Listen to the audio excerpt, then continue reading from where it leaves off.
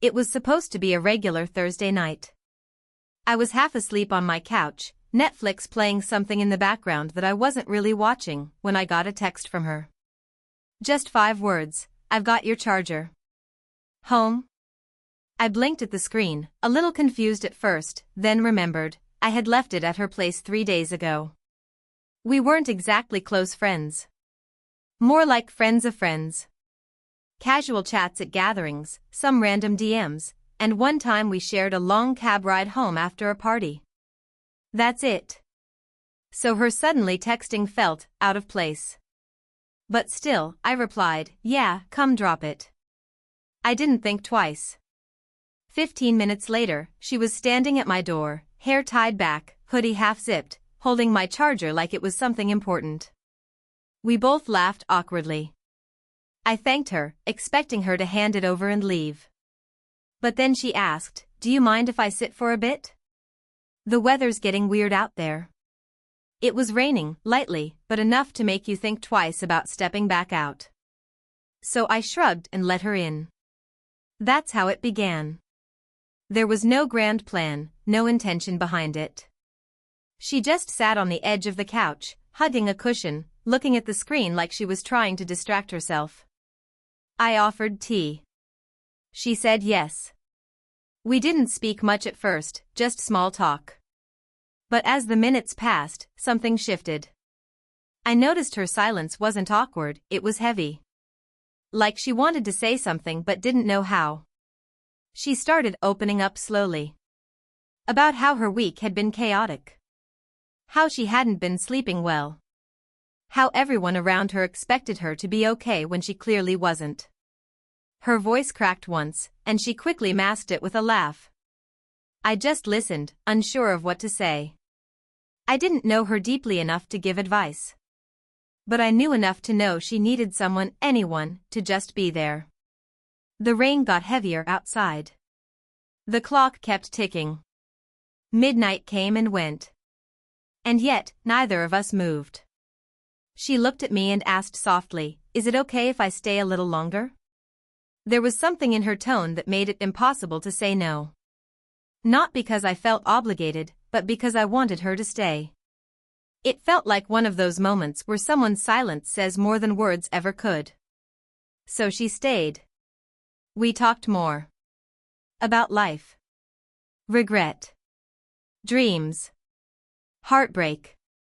And in that quiet little apartment, 2 almost strangers began to feel something different. Something honest. But what happened next, I never saw coming. Because what started as a simple visit to return a charger, turned into a night that changed everything.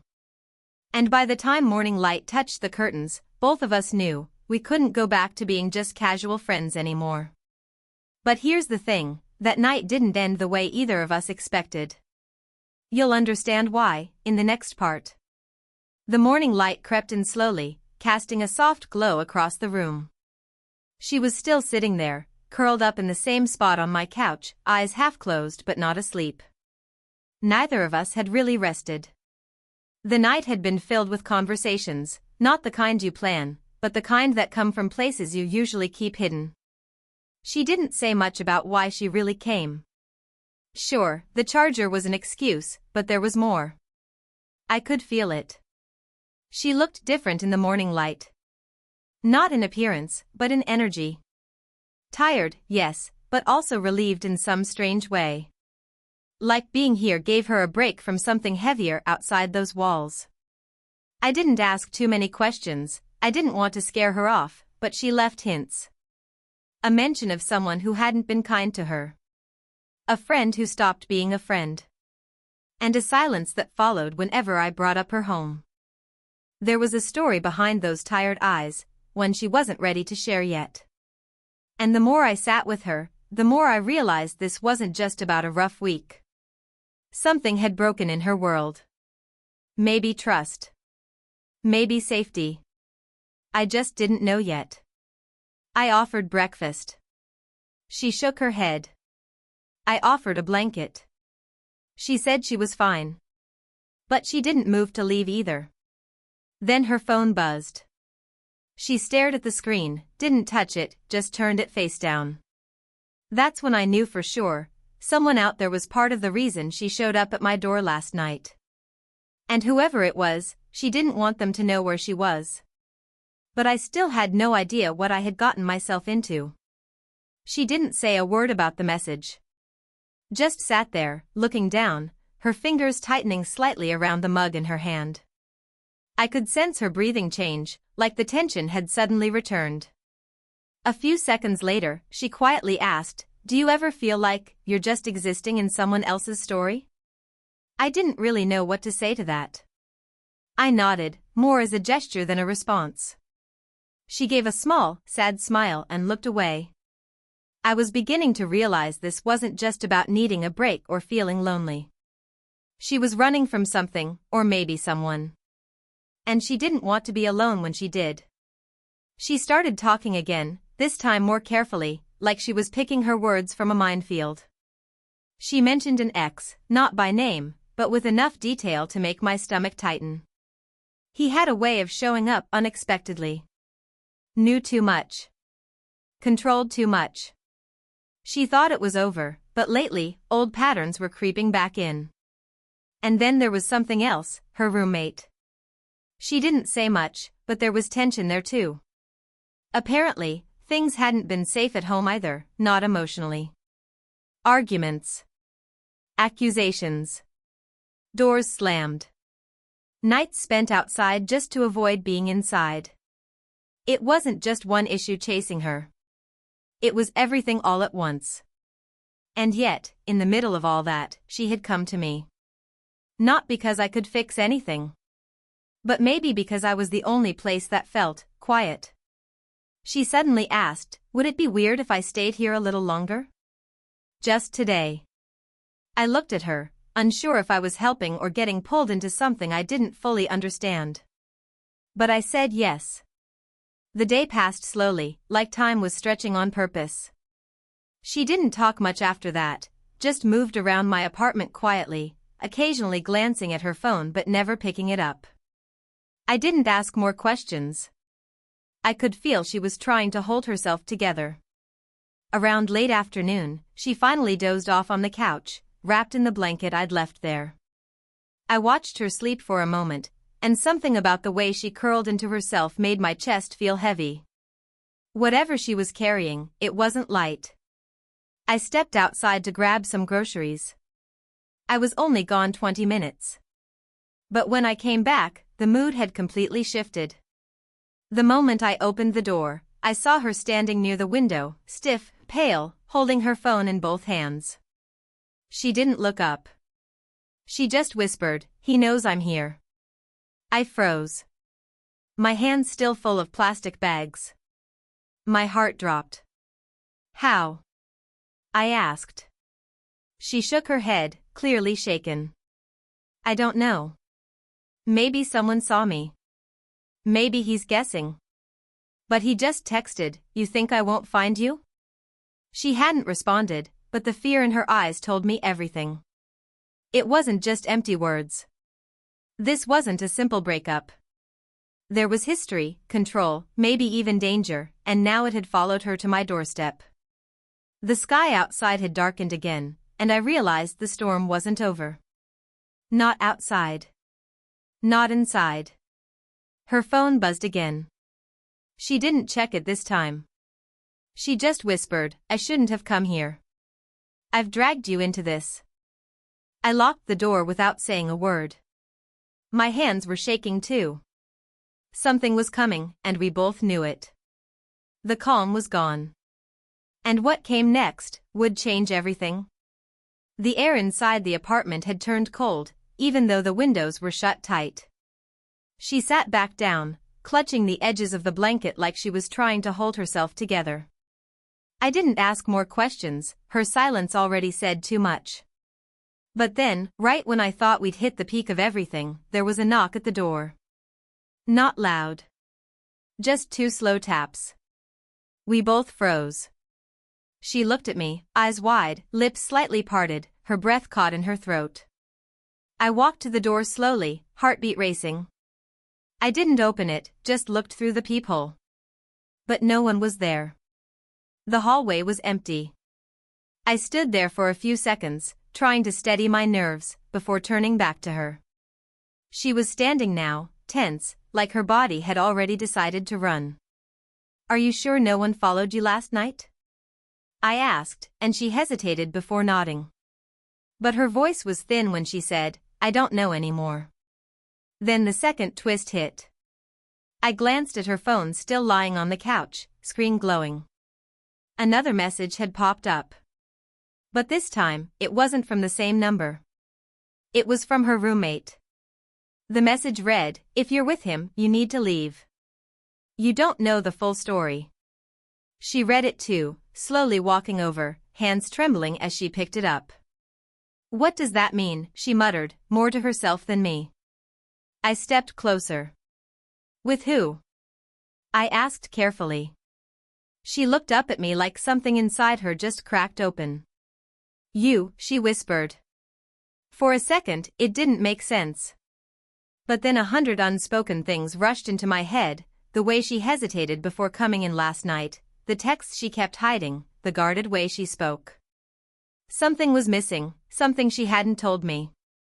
And now, whoever was chasing her wasn't just watching her, they were watching me too.